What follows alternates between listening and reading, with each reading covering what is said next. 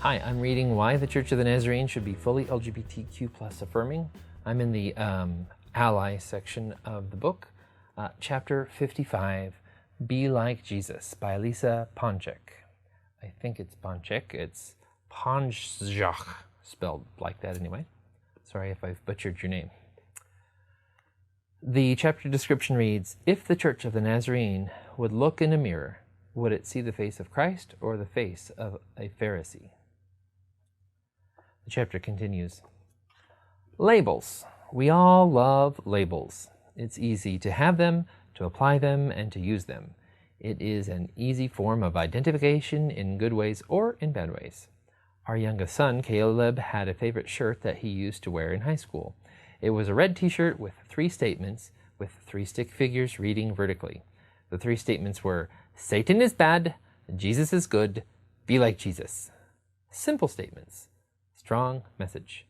Over time, many classmates coined him as a Jesus freak, but some used it as a derogatory label. Others used it to refer to his character. Be like Jesus. Sound familiar? In the first century, Jesus' disciples were called Christians, or Little Christ, as a derogatory label. It soon became a reflection of their character. Today we wear that label with so much pride. Do others see it as a reflection of Christ's character, or has it become more reflective of the Pharisees who plotted against Jesus? It is a question we need to ask ourselves and of our church. I love the Church of the Nazarene. She is in my blood, so to speak. She is a part of who I am. I am a 4th-generation Nazarene in my maternal side and was dedicated in the church after I was born. My parents were dedicated lay members who lived out a life of service to Christ, the church, and modeled Christ-like character. My love for Christ and the church began at home. Along with that came traditions, expectations, code of conduct, and the like. However, the love of God and people were always center. I began serving in the church in various ministries at a young age, but my call to vocational ministry came later in my life. During the process of becoming a leader, leaning deeper into the heart of God, on my knees, scared to death of this call before me, the Spirit revealed my true reflection. I did not anticipate what I saw. I saw myself as one without prejudice or judgmental biases. I loved people, yet my reflection resembled more that of a Pharisee than that of Christ. I had a religious arrogance that was disguised behind the mask of Christianity. My heart and my intentions have always meant well. I did not desire to hurt or exclude individuals in my area of influence. I love the diversity of people, cultures, experiences, and stories that create the beauty of humanity. What the Holy Spirit revealed in me was my definition of us and them. Saved and sinners. The insiders and the outsiders. It was obvious that I did not have a problem with racial or cultural differences. I had an issue with sinners. It did not come in the form of the browbeating, finger-pointing. It came in the form of, love the sinner but hate the sin, or they must not be a Christian because they, or you are welcome but you cannot become a member because. My heart broke when I saw my reflection. Then Jesus began a new work in me. In 2008, we moved to Colorado Springs, Colorado. Todd and I enrolled in Nazarene Bible College. During our time there, the Spirit moved deeply in me. Jesus opened my eyes to see people the way He saw people. My heart fell in love with those who the church had marginalized, people that I did not see before through my church eyes. I began to see all the walls the church had built, the walls I have built. He taught me how to serve and to love the unlovable, to look deeply into the eyes of another and see the image of God in them. Reverend Zell Woodworth, my pastor in Colorado, said in a sermon, people will either come to know Christ or will reject Christ because of you. Those words have guided and haunted me ever since. My resolve was to provide a space for people to meet Jesus and to allow the work of the Holy Spirit to transform lives in the way He saw fit. How would I do that?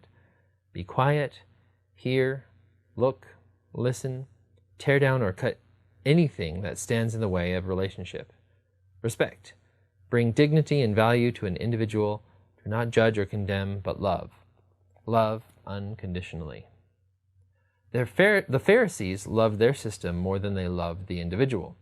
The rules that were meant for good became cumbersome. It became a trap for judgment and condemnation. They desired for the Messiah's return based on their expectations and interpretations of the law and the prophets. Many times we see them as the bad guys. The reality is they were trying to do what was right by the law.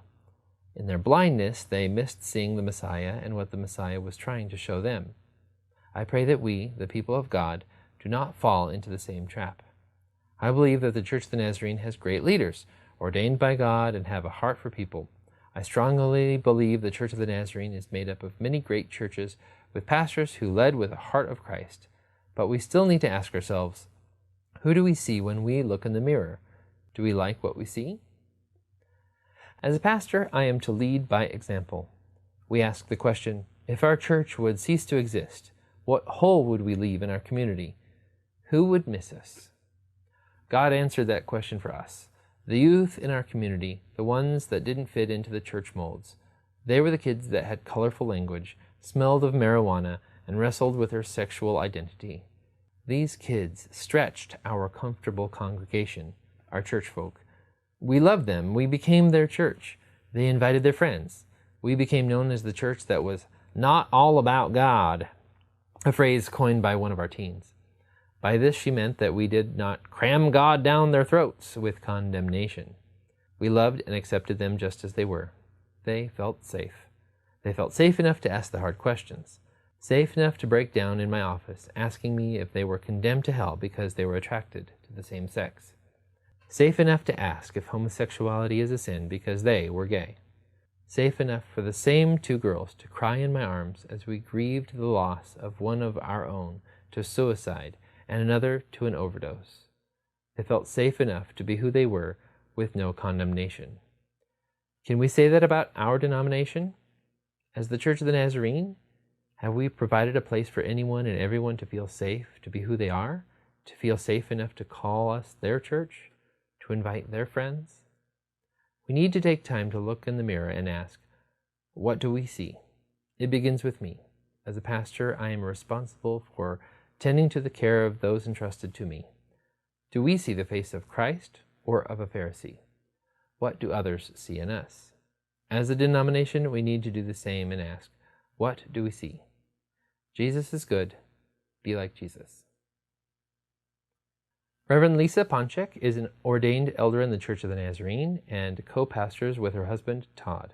She is a longtime member of the Church of the Nazarene, attended Mid-American Nazarene University, earned an AA degree from North Carolina Community College, and received her BA in Bible and Theology at Nazarene Bible College. Hey Lisa, thank you so much for your essay. I hope I didn't butcher your name too bad. It is refreshing to hear somebody say that they were willing to humble themselves enough to hear the Holy Spirit saying, you got to be more humble and more like Christ, and you ain't it.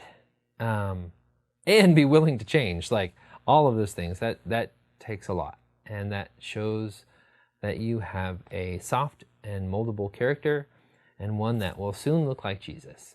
I pray that for all of us, including the Church of the Nazarene, as is your wish and prayer in your book, in your chapter. So thank you for your chapter and your words.